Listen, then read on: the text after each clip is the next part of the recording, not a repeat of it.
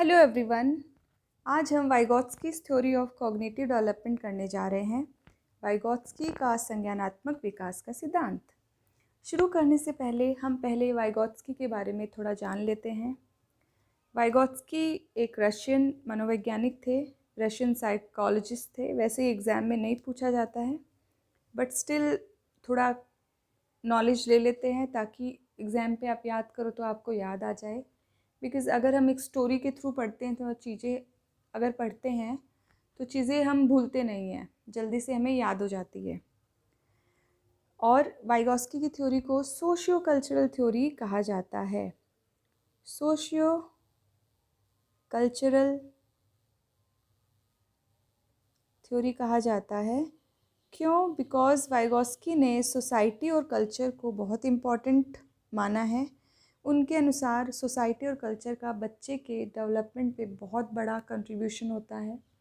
बच्चा अपने सोसाइटी से, अपने कल्चर से बहुत कुछ सीखता है, अपनी संस्कृति से, अपने समाज से, समाज में रहता है तो उससे बहुत कुछ सीखने को बच्चे को मिलता है, जो पियाजे ने इग्नोर किया था।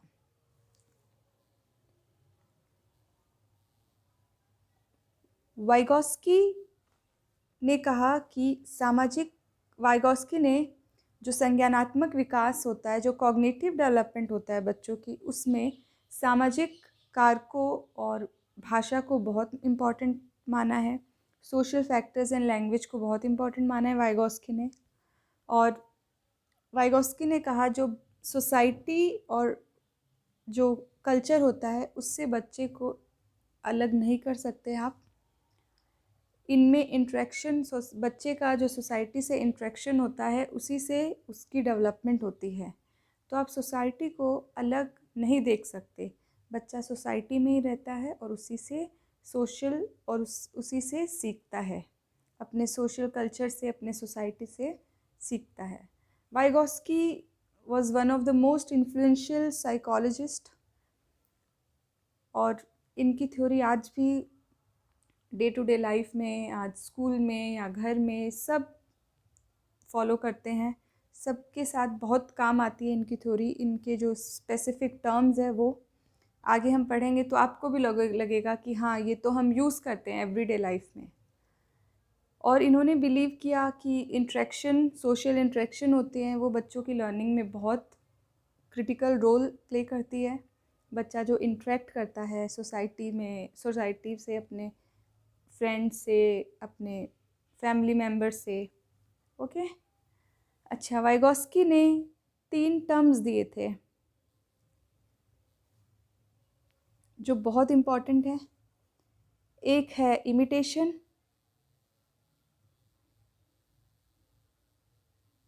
इमिटेशन क्या होता है?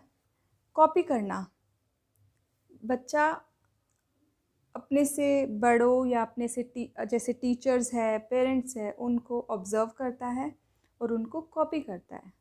तो ये चीज़ हमें ध्यान में रखनी चाहिए कि हम उसके सामने एक एक अच्छे अपने आप को अच्छा प्रेजेंट करें, अच्छे तरीके से, अच्छे वे में प्रेजेंट करें, ताकि बच्चा अगर हमें कॉपी करे तो कुछ प्रॉब्लम नहीं हो। तो हमें अपने आप को एक अच्छे तरीके से प्रेजेंट करना चाहिए, क्योंकि बच्चे के लिए टीचर एक मॉडल के रूप में होता है। बहुत बार आपने देखा होगा कि हमें भी इनफैक्ट स्कूल में जब थे तो कोई पर्टिकुलर टीचर बहुत अच्छा लगता था, हम उससे बहुत इंस्पायर होते थे, हम उनके जैसा बनना चाहते थे, उनको कॉपी करते थे। जैसे मेरी एक टीचर थी, उनकी हैंडराइटिंग मुझे बहुत पसंद थी, तो मैं उनकी हैंडराइटिंग कॉपी करने की पूरी कोशिश करती थी और बहुत हद तक मैंने वो कर भी लिया था। तो हमें वैसे ही अपने आप को प्रेजेंट करना चाहिए, टीचर्स को, पेरेंट्स को। Next, guided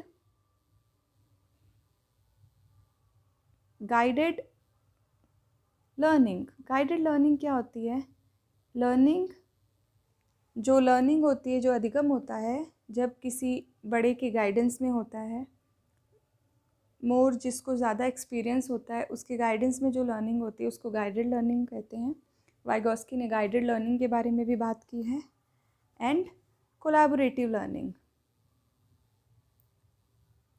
collaborative learning, Vygotsky ने कोलैबोरेटिव लर्निंग के बारे में भी बात की। कोलैबोरेटिव लर्निंग क्या होती है? जब हम सोशल इन्वायरमेंट में रहते हैं तो एक दूसरे से लर्नर्स कॉन्वर्जेशन करते हैं, एक दूसरे से बातचीत करते हैं, उसी को कोलैबोरेटिव लर्निंग कहती हैं। हम सोसाइटी में रहते हैं, कल्चर में रहते हैं, बातचीत होती है, इंटरेक्शन करते हैं। स्कूल में हम अपने फ्रेंड्स से इंटरेक्शन करते हैं, टीचर से इंटरेक्शन करते हैं, और हमें इंटरेक्शन के थ्रू बहुत कुछ सीखने को मिलता है। और इंटरेक्शन तभी पॉसिबल है जब हम लैंग्वेज जानते हो। वाइगोस्की ने लैंग्वेज एंड थॉट को बहुत इम्पोर्टेंस दिया है। जब हमें भाषा ही नहीं पता होगी तब हम ना ही किसी की बात समझ पाएंगे और ना ही अपनी बात कह पाएंगे। और वाइगोस्की ने इनर स्पीच, प्राइवेट स्पीच और प्राइवेट स्पीच के बारे में बात की। इनर स्पीच और प्राइवेट स्पीच क्या होता है? जब हम खुद से बात करते हैं और हमारे बिहेवियर को गाइड करते हैं, हमारे एक्शंस को गाइड करते हैं, हमारे खुद को गाइड करते हैं, रेगुलेट करते हैं, उसको इनर स्पीच कहते हैं। वाइगोस्की ने ये बताया कि बच्चा खुद से बात करता है, स्पेशली जब कोई हमारे सामने जब कोई डिफ़िकल्ट टास्क होता है तब हम खुद को ही गाइड करते हैं और अपने आप को रेगुलेट करते जाते हैं और उस काम को कर लेते हैं। ये मैंने कुछ टर्म्स पहले ही बता दिए ताकि आपको आगे समझने में आसानी होगी।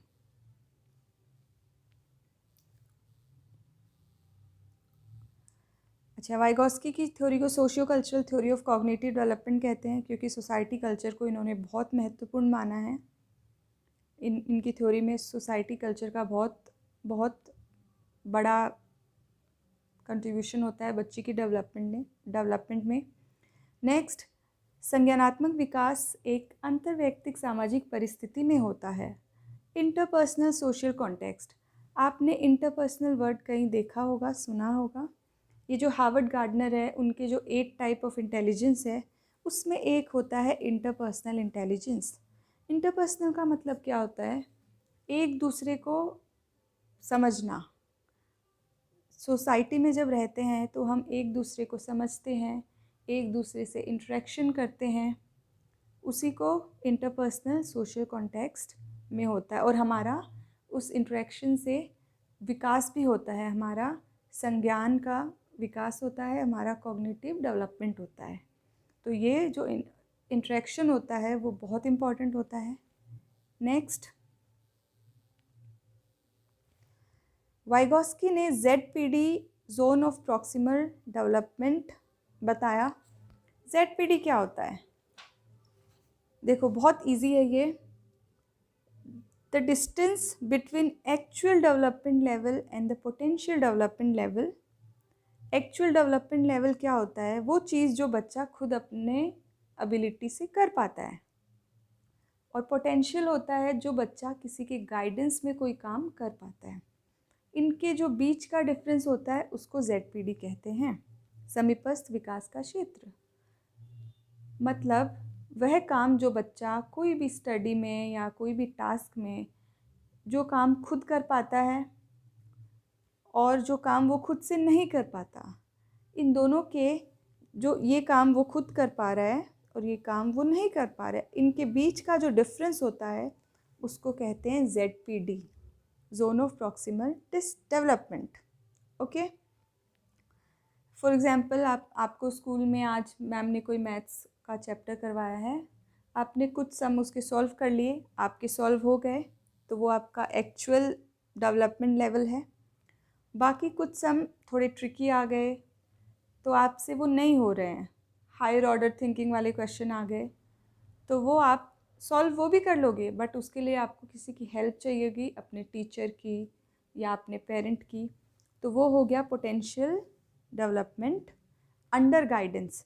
आप उसको भी सॉल्व कर लोगे लेकिन आपको किसी की हेल्प की ज़रूरत पड़ेगी।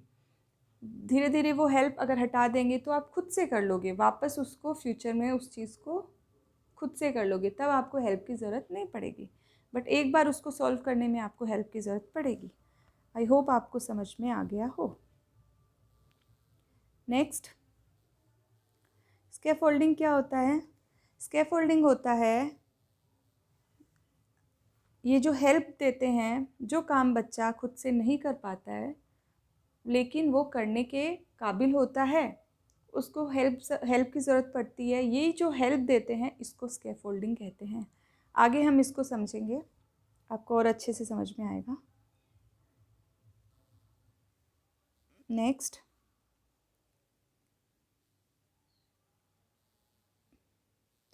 More knowledgeable other. More knowledgeable other कौन होता है? मोर नॉलेजेबल अदर वो पर्सन होता है जिसके पास आपसे ज़्यादा नॉलेज है, जिसके पास बच्चे से ज़्यादा नॉलेज होता है और वो बच्चे की हेल्प करता है। ठीक है, वो टास्क करने में जिसमें बच्चा कर तो सकता है लेकिन वो हेल्प से कर सकता है। ठीक है, वो किसी की हेल्प से कर सकता है। मोर नॉलेजेबल अदर कोई भी हो सकता है, पेरेंट भी हो सकता है, आपके माता पिता हो सकते हैं, आपके टीचर हो सकता है, या कोई भी घर में बड़ा अडल्ट हो सकता है, आपका सहकर्मी, आपके फ्रेंड्स भी हो सकते हैं। बहुत बार ऐसा देखा गया है कि फ्रेंड्स भी बहुत वैल्यूएबल एडवाइस देते हैं बच्चों को। पीयर इंट्रैक्शन भी वाइगोत्स्की ने बहुत इम्पॉर्टेंट माना है और बच्चे अपने फ्रेंड की बातों पे बहुत ज़्यादा ध्यान से सुनते हैं, अटेंशन देते हैं, जितना वो अपने पेरेंट्स की बातों को नहीं देते हैं, ये भी देखा गया है। ओके, सो MKO कोई भी हो सकता है जिसके पास आपसे ज़्यादा नॉलेज है, आपसे ज़्यादा समझ है। ओके,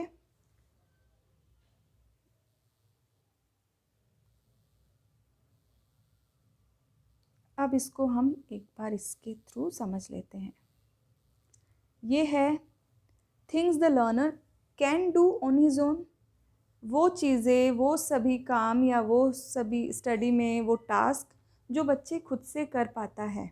ठीक है, सेकंड ये हो गया ZPD।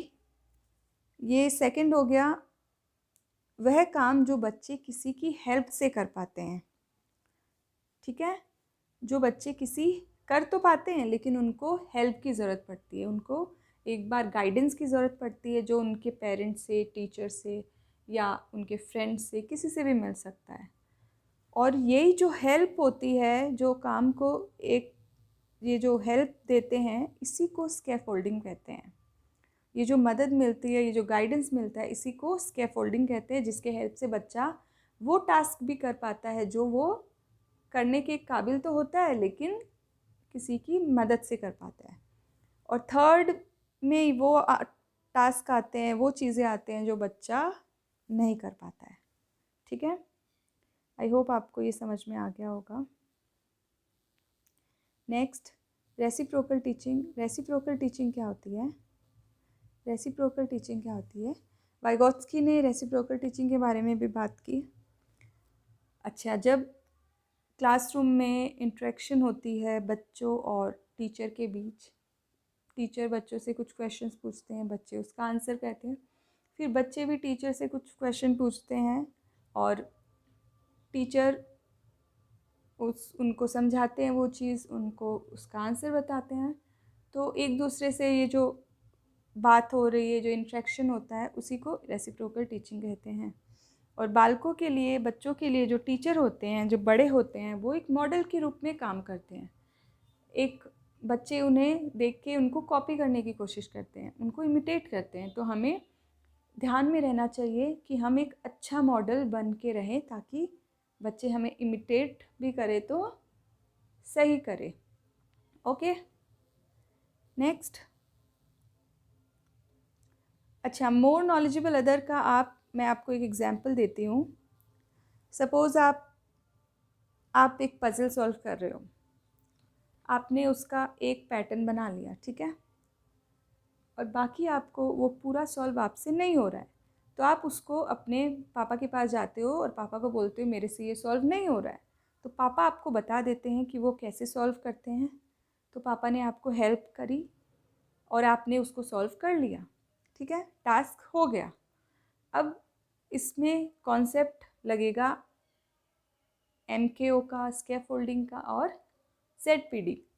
तो वो जो टास्क था, जो आपने एक पैटर्न बना लिया, वो आप एक्चुअल डेवलपमेंट था, आप वो कर पाते थे खुद से, और आप एक जो फाइनल उसको बनाना था वो आप खुद से नहीं कर पाए, उसके लिए आपको पापा की हेल्प लेनी पड़ी। तो वो जो पापा ने हेल्प की उसको स्कैफोल्डिंग कहते हैं।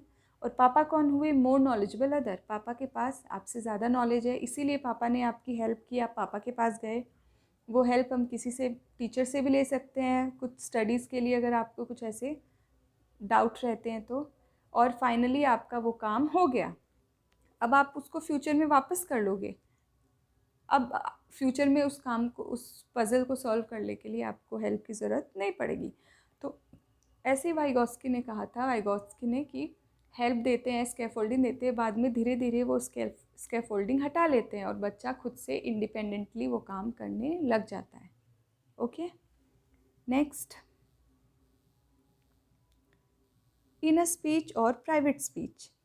इनर स्पीच, प्राइवेट स्पीच क्या होता है ये मैंने एक्सप्लेन कर दिया पहले ही स्टार्टिंग में ही, कि बच्चा खुद से खुद के एक्शंस को, अपने बिहेवियर को रेगुलेट करता है, खुद से बातें कर कर के अपने बिहेवियर को रेगुलेट करता है, अपने गाइड करता है, अपने आप को, अपने एक्शंस को गाइड करता है।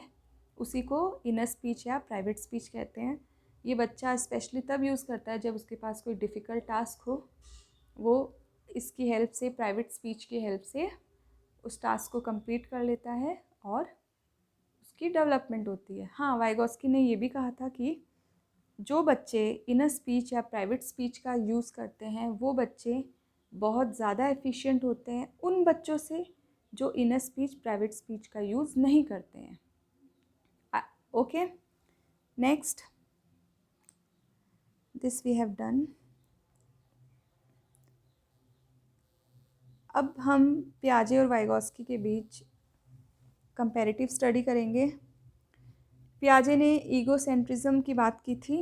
ईगोसेंट्रिज्म क्या होता है? The inability to understand others point of view, दूसरों की पॉइंट ऑफ व्यू को नहीं समझ पाना। इसमें क्या होता है, बच्चा, ये पियाजे के सेकंड स्टेज में होती है, टोटल 4 स्टेजेस होते हैं, उसमें सेकंड स्टेज में ये होता है। थर्ड स्टेज में आते आते वो ईगोसेंट्रिज्म चला जाता है। तो इसमें बच्चा जो खुद सोचता है, जो उसको खुद समझ में आता है, उसको लगता है वही सही है, जो वो खुद देखता है उसे लगता है वही सही है। दूसरों के पॉइंट ऑफ व्यू, दूसरों की बातों को वो नहीं समझना चाहता, इसीलिए पियाजे ने इसे ईगोसेंट्रिज्म कहा है। ओके, नेक्स्ट, वाइगॉस्की ने इनर स्पीच या प्राइवेट स्पीच कहा है। वाइगॉस्की ने कहा बच्चे खुद के एक्शंस को रेगुलेट करते हैं, अपने आप को गाइड करते हैं, अपने खुद से बातें करके और अपने बिहेवियर को गाइड करते हैं। नेक्स्ट, वाइगॉस्की ने लैंग्वेज पे ज़्यादा कुछ बात लैंग्वेज के बारे में नहीं बोली है अपनी थ्योरी में। वाइगॉस्की ने लैंग्वेज, भाषा को बहुत इम्पोर्टेंस दिया है। लैंग्वेज एंड थॉट, भाषा और चिंतन को वाइगॉस्की ने बहुत इम्पोर्टेंट माना है कि जो विकास होता है बच्चे का, उसमें भाषा और थॉट का बहुत इम्पोर्टेंट काम होता है। ओके, वाइगॉस्की ने लैंग्वेज को अवॉइड ही किया है, उन्होंने उतना लैंग्वेज पे ध्यान नहीं दिया। नेक्स्ट, वाइगॉस्की कॉग्निटिव कंस्ट्रक्टिविस्ट है। अच्छा, एक और चीज़,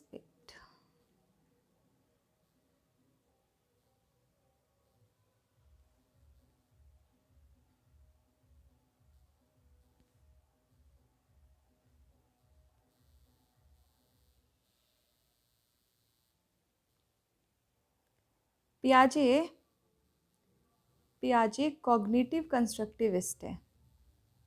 दोनों ही कंस्ट्रक्टिविस्ट है, कॉग्निटिव कंस्ट्रक्टिविस्ट, और वाइगॉस्की है वो सोशल कंस्ट्रक्टिविस्ट है।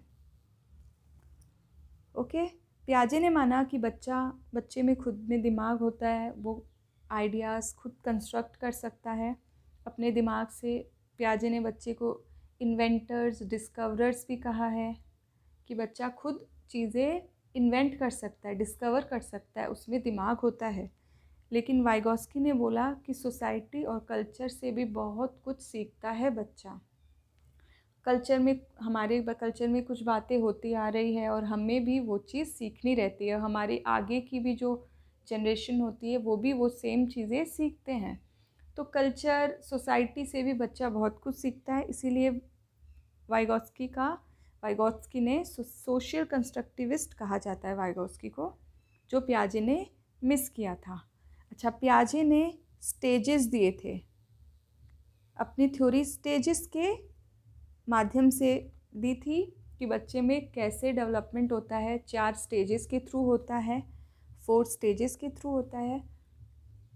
और वाइगॉस्की ने स्टेजेस नहीं दिए, बट उन्होंने कुछ ऐसे टर्म दिए थे जो अपने आप में बहुत इम्पॉर्टेंट है, जो डेली हम हमेशा यूज़ करते हैं और जो बहुत इम्पॉर्टेंट होते हैं। ओके, अच्छा, नेक्स्ट, जस्ट अ सेकेंड, ये मैं रिमूव कर देती हूँ। वाइगॉस्की ने कहा कि पियाजे ने कहा कि जो कॉग्निटिव डेवलपमेंट है वो यूनिवर्सल है। पियाजे ने कहा जो कॉग्निटिव बच्चों के जो संज्ञान है उसका जो विकास होता है, जो कॉग्निशन, जो डेवलपमेंट होता है वो यूनिवर्सल है। वो सब जगह एक ही, वो जो स्टेजेस है सब जगह सेम ऑर्डर में चलते हैं। बच्चे सेम स्टेजेस को फॉलो करते हैं, चाहे वो दुनिया के किसी भी कोने में रह जाए, कहीं भी आप रहो, आप अमेरिका रहो, पाकिस्तान रहो, इंडिया रहो, आप सब बच्चा वो 4 स्टेजेस को पार करके ही सीखता है। हर स्टेजेस में कुछ ना कुछ बातें सीखता है और सबका सेम होता है। वाइगॉस्की ने कहा कि ये ऐसा नहीं होता, कल्चरल डिफरेंस भी होते हैं। कल्चरल डिफरेंस से भी बहुत कुछ बच्चे सीखता है।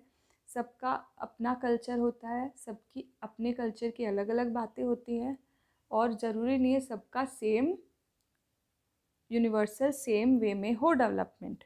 वाइगॉत्स्की ने ये बात कही। ओके ओके, नेक्स्ट, पियाजे ने कहा कि बच्चे डिस्कवर करते हैं नॉलेज को, और वाइगॉत्स्की ने कहा बच्चे MKO मोर नॉलेजेबल अदर से सीखते हैं, उनसे हेल्प लेते हैं। एक और चीज़ जो बहुत इम्पोर्टेंट है, पियाजे ने कहा कि जो डेवलपमेंट होती है वो लर्निंग के पहले आती है। ये बहुत इम्पोर्टेंट है। जो डेवलपमेंट होती है वो लर्निंग के पहले आती है, लर्निंग के पहले आती है। पहले बच्चे का विकास होता है और फिर वो अधिगम सीखता है, अधिगम करता है। लेकिन वाइगॉत्स्की ने कहा कि लर्निंग पहले होती है बच्चे की, बाद में उसका विकास होता है। कि पहले बच्चा अधिगम करता है, बाद में उसकी डेवलपमेंट होती है, उसका विकास होता है। ओके, ये दोनों ने ऑपोजिट बातें की। पियाजे ने कहा पहले डेवलपमेंट होगी, बाद में लर्निंग होगी। वाइगॉत्स्की ने कहा पहले लर्निंग होगी, बाद में बच्चों की डेवलपमेंट होगी। ओके,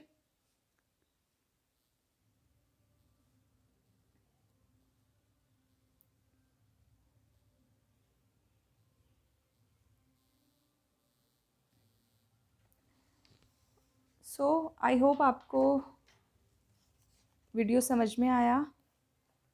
और वाइगॉत्स्की ने एक और चीज़, वाइगॉत्स्की ने पीयर इंटरेक्शन पे बहुत इम्पोर्टेंस दिया था, पीयर इंटरेक्शन को। That's all for today. I hope आपको समझ में आया होगा मेरा वीडियो। अगर आपको पसंद आया तो please like, share and subscribe. Thank you for watching. Bye.